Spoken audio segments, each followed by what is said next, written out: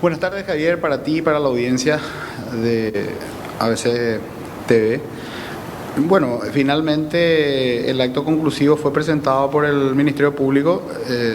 Aún no hemos tenido acceso al presentado en Ciudad del Este, sí al que han presentado acá en Asunción sobre declaración falsa.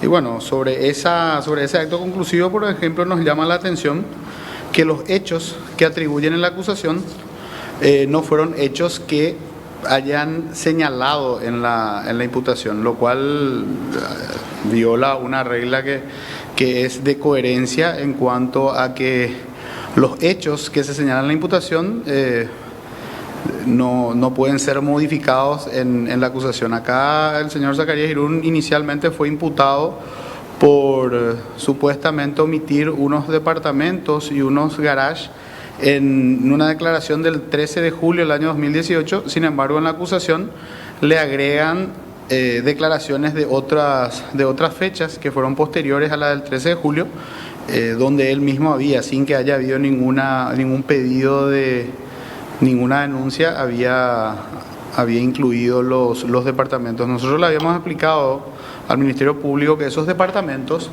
venían en el mismo contrato con las cocheras correspondientes, y que lo que hizo el senador Zacarías Irún fue más o menos declarar el valor del departamento con las cocheras incluidas. Sin embargo, la Fiscalía obvió esa argumentación, de hecho que en sus fundamentos no explica por qué no toma como válidos los argumentos que le habíamos expuesto, y además de eso agrega un hecho más que no fue imputado, que es sobre un valor que se le había asignado a una finca. Y bueno, quien está familiarizado con una declaración ante la Contraloría General sabe que estas declaraciones no establecen un criterio de qué monto es el que tiene que establecer, si es un monto de valor fiscal, un monto de adquisición del bien o, por ejemplo, algún monto que uno considere es aplicable al bien. Así que, por lo menos en esta acusación, nosotros vemos algunas irregularidades muy notorias, y durante la investigación también definitivamente no se han practicado diligencias.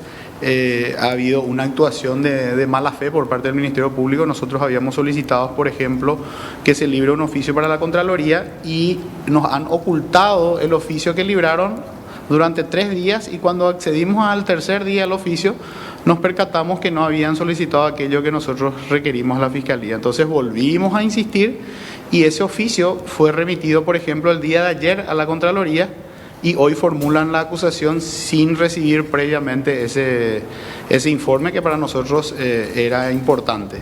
Ese tipo de conductas que se repitieron durante todo este año de la investigación, ocultando evidencias, y que bueno, en su momento seguramente se va a discutir en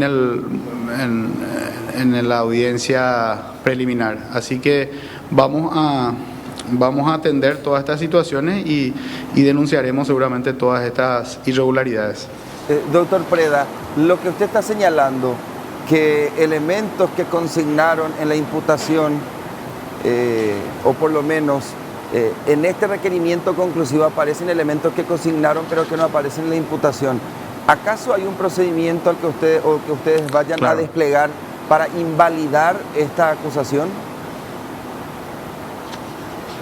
Claro, eso es lo que nosotros vamos a discutir en el momento procesal oportuno, de que hay una incongruencia entre la acusación y la imputación, porque refiere hechos que no fueron imputados. Es lo mismo que alguien le atribuya a una persona haber disparado contra A, y después en la acusación señala que esta persona disparó contra A, en otro momento disparó contra B y en otro momento disparó contra C.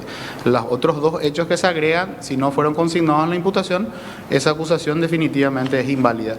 Así, cuestiones como esas muy básicas que denotan o un desconocimiento manifiesto por parte de los agentes fiscales que firmaron la acusación, o definitivamente, lo que sería peor, que acá hay una cuestión de mala fe, ¿verdad?, de tener que acusar a como dé lugar, y una evidencia de eso es que hoy a las 7:20 de la mañana presentaron una acusación existiendo pendientes informes de la Contraloría, que ellos evitaron emitir el oficio durante varios días, incluso ocultando documentos. Así que ese tipo de conductas habla muy poco de la tarea que debe ejercer un agente fiscal. Y como yo le venía ya adelantando al senador, difícilmente estos fiscales vayan a tomar una decisión conforme a la ley, porque las últimas diligencias que nosotros propusimos en ambas causas, en la de lesión de confianza, en la de la declaración falsa, se produjeron varios testimonios y ninguno de los agentes fiscales vinieron a participar, ni siquiera a entrevistarse con los testigos. Y bueno, un buen fiscal que conoce su trabajo y que tiene buena fe es el primer interesado en entrevistar a los testigos, ya sea aquellos que la propia fiscalía llamó o aquellos que la defensa solicitó que sean llamados. ¿Por qué? Porque finalmente el fiscal tiene la obligación de hallar la verdad y en ese contexto él mismo debería entrevistarle a las personas, aunque él no es obviamente el que va a tipear luego la declaración, pero al menos entrevistarse con esos testigos. Ninguno de los últimos 10, 15 o 20 testigos que declararon fueron entrevistados por los fiscales. O sea, definitivamente yo creo que a ellos no les interesó mucho los hechos en sí, sino que ellos ya tenían una decisión tomada y en ese contexto, y como se dice en mi ámbito, el papel aguanta todo. Es muy fácil escribir algo porque el papel realmente aguanta todo. Sin embargo, doctor Preda, cuando se trata de una audiencia oral, es ahí donde se conoce realmente si la persona tiene solvencia técnica y tiene la solvencia de las evidencias para sostener sus argumentos. Doctor Preda, aún así, es cierto, es probable que en el requerimiento conclusivo hayan agregado elementos que no aparecen en el acta de imputación,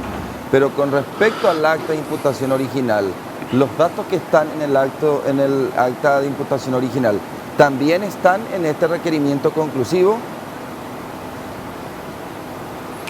Sí, lo que sí ahora fue que en la acusación ya no incluyeron lo que inicialmente le habían imputado a Zacarías Irún, que eran los 5 vehículos que nosotros habíamos dicho desde el inicio que eran vehículos que él había vendido por contrato privado. Bueno, lo grave es que cuando la Fiscalía imputó, ya tenían su poder esos contratos privados de venta. Es decir, en su momento imputaron ya teniendo las mismas evidencias que usaron ahora para no acusar por esos hechos. Es decir, lo de vehículos que el senador no había declarado en sus declaraciones ante la Contraloría, porque los mismos ya habían sido vendidos por contrato privado, si bien figuraban formalmente aún a su nombre en los registros públicos. En su momento imputaron, ahora eso ya no acusaron. Es decir, en esa parte, si se puede llamar de alguna manera correcta, bueno, en esa parte sí ellos omitieron poner algo que estaba en la imputación porque determinaron de que esos hechos no fueron corroborados. Bueno, aún así, ¿cuáles Pero son algunos agregar elementos, hechos es lo que no se puede? ¿Cuáles son algunos elementos? Porque la Contraloría también fue bien clara y la declaración falsa al construir también es clara. Cuando tenés dentro de tu patrimonio, en tu poder, que forma parte de tu capital y no le contaste a la Contraloría que en realidad tenés esos, si tuviéramos que hablar en ese concepto, en este requerimiento conclusivo, ¿qué es lo que encuentran ustedes que no le contó a la Contraloría pero que sí tiene en su poder el senador o la señora Sandra? Bueno, acá es importante señalar, por un lado, unos cuestionamientos sobre si realmente el artículo 241 del Código Penal prevé la cuestión de las declaraciones ante la Contraloría. No quiero entrar en ese análisis, pues es un análisis muy técnico, pero me voy a referir a los hechos. Acá, y a una cuestión también legal, hay una ley especial que es la 5033, que regula justamente las declaraciones juradas. Y esta ley tiene un artículo 14 en el cual se establece que las declaraciones juradas deben ser evaluadas por la Contraloría General y que pueden haber declaraciones que tienen omisiones no imputables al declarante. Y en ese caso, si las omisiones no son imputables al declarante, entonces la Contraloría debe notificar de esas inconsistencias halladas en las declaraciones para que el declarante las rectifique dentro de un plazo de 30 días. Y finalmente ese mismo artículo señala que la Contraloría, cuando considera que se ha actuado dolosamente, remitirá los antecedentes a la Fiscalía. ¿Esto qué hace? Es una ley posterior al Código Penal, entonces una interpretación que es la correcta, debería considerarse entonces que esto modifica el artículo 241 en cuanto a las declaraciones ante la Contraloría, y uno debería evaluar qué es lo que hizo la Contraloría con relación a esas declaraciones. Justamente eso es lo que le pedimos a la Fiscalía que le solicite a la Contraloría, y como expliqué antes, omitieron en oficios poner eso y lo hicieron recién ayer, y la respuesta obviamente de la Contraloría todavía no se produjo, ¿verdad? Y teniendo aún la Fiscalía plazo para presentar acto conclusivo, y antes que la Contraloría informe, ellos ya presentaban su acto conclusivo. Bien, eso es si lo la que tiene Contraloría que ver la dice que no falsa. haya absolutamente... Sí, así es. Doctor, cuando la Fiscalía dice hay 2.174 millones de guaraníes que era plata de la municipalidad y que se habría mal utilizado, se disfrazó la utilización. Inclusive en algún momento aquí en ABC TV habíamos publicado audios que tenían que ver, por ejemplo, con conversaciones telefónicas que el senador mantenía con otras personas y le decían: sí, vamos a pagar este espacio televisivo, sí, vamos a invertir de este modo. Inclusive cuenta con chat, con mensajes de texto entre Juan Sanabria y Zacarías Irún, por ejemplo, reitero, respecto a la utilización de la plata de la municipalidad, pero con fines electorales, doctor. ¿Eso está consignado también en el documento de requerimiento conclusivo? Esa es la causa que fue acusada en Ciudad del Este. Desconozco aún el contenido de ella, pero acá es importante. Sobre ese tema te quiero decir, han declarado varios testigos sobre los que realizaban los servicios de publicidad para la municipalidad, y ninguno de ellos, y muchos de estos fueron llamados por la Fiscalía, ninguno de ellos afirmó jamás de que la plata cobrada haya sido utilizada para propaganda política, sino todo lo contrario. Y eso hay varias evidencias en la investigación. Claro, lo que pasa es que... En cuanto al tema de la propaganda política, y te aclaro, Javier, existen medios de comunicación que informaron que realizaron propaganda política para el senador Zacarías Irún, pero asimismo también informaron la forma de pago, y entre ellos obviamente hay cheques girados contra la cuenta del propio Zacarías Irún y de otras personas en su momento, ¿verdad? Así que porque yo creo que hay muchas cuestiones acá que están contadas. Porque la municipalidad contrataba a una agencia, destinaba un monto millonario, y esa agencia era la que se encargaba de hacer los pagos que correspondían a periodistas o a contratar lo que sea necesario para cumplir los elementos que contemplaba el acuerdo con la municipalidad. Así es, el contrato no era con los medios, la municipalidad y los medios, era la contratación de una agencia de publicidad. ¿Por qué? Porque definitivamente no se puede hacer una licitación cada vez que va a haber alguna publicación, ¿verdad? Por obvias razones, por el tiempo que eso se demora, y porque generalmente uno necesita hacer una publicación en un contexto que, si va a hacer todo el procedimiento de licitación, ya no va a tener sentido. Entonces y no solamente lo hace la Municipalidad de Ciudad del Este, ¿verdad? De hecho que lo sigue haciendo con el actual gobierno municipal, que está llamando una licitación en idéntico sentido y con los mismos montos, o muy parecido a los montos que en su momento y que forman parte de esta investigación. No solamente lo hace la Municipalidad de Ciudad del Este, lo hacen también otras instituciones, y eso no tiene nada de irregular, porque eso se hace a través de agencias de publicidad. Vos sabés por tu profesión que incluso las empresas privadas hacen de esa manera, ¿verdad? Generalmente las empresas privadas lo que contratan es con una empresa de publicidad, y esta a su vez es la que contrata con los medios. Así que el servicio que prestaba Frontera Producciones era de eso, de una agencia publicitaria que intermedia entre quien quiere el servicio de publicidad y quien la ejecuta, que en este caso son los medios. Así que doctor, eso en sí mismo no tiene nada irregular. En conclusión, ¿cuáles son las figuras penales que le imputan, que fueron imputadas y que tienen relación con la acusación ahora presentada? ¿Cuáles son exactamente?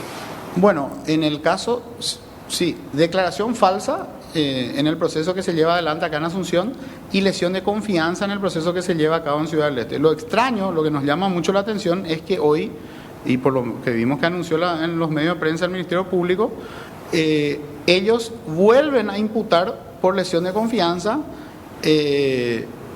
hoy, y vuelven a pedir prisión preventiva para Javier Zacarías Irún en una nueva imputación en la misma causa. Y eso es algo total y absolutamente irregular. Si hoy era la fecha de presentación del acto conclusivo, el proceso investigativo terminó hoy. Si ellos consideraban que habían hechos que ameritaban un nuevo proceso penal, bueno, debían haber remitido eso a sus superiores para que estos decidan si ameritaba la apertura de una nueva investigación, y dentro de esa investigación el fiscal que le corresponda podía tomar una decisión. Algo más irregular aún, habiendo ya imposición de medidas para el senador Zacarías Irún, en este caso, donde ya habían pedido prisión, vuelven a pedir prisión preventiva en la misma causa. Eso es algo totalmente absurdo. O sea, en una misma causa no se puede pedir dos veces medidas cautelares con relación a la misma persona, porque es obviamente para someterse al mismo proceso. Entonces, ¿cómo se piden dos veces medidas cautelares en un mismo proceso? Solamente puede estar en el desconocimiento aberrante de las reglas de un proceso penal por parte de los fiscales, o definitivamente una mala fe de solicitar prisión en un proceso donde ya lo han solicitado y le ha sido denegado. Si ellos Perfecto. consideran no estar de acuerdo con esa denegación en su momento, bueno, tienen las herramientas procesales para ello, pero no se pide, y esto le puede consultar a cualquier abogado del foro o a cualquier fiscal, no se puede pedir en el mismo proceso con relación a la misma persona dos veces prisión preventiva. Es algo total y absolutamente absurdo si se trata del mismo proceso. Sí. Bien, doctor Preda, un gusto. Gracias por darnos la versión de la defensa de la pareja Zacarías Irún. Hasta pronto.